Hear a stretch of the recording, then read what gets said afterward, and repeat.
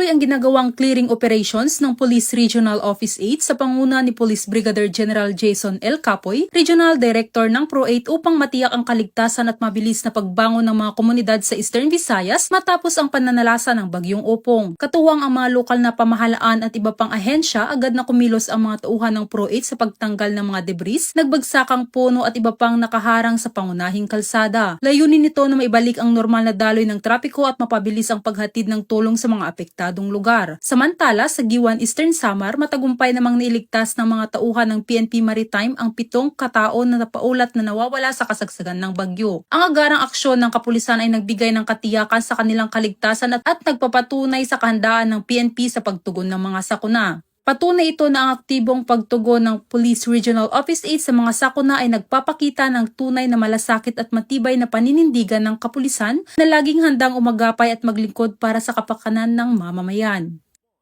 Mula dito sa Eastern Visayas, ako ang inyong PNN correspondent, Patrolwoman Camberley Flores, alagad ng batas, tagataguyod ng Balitang Pulis.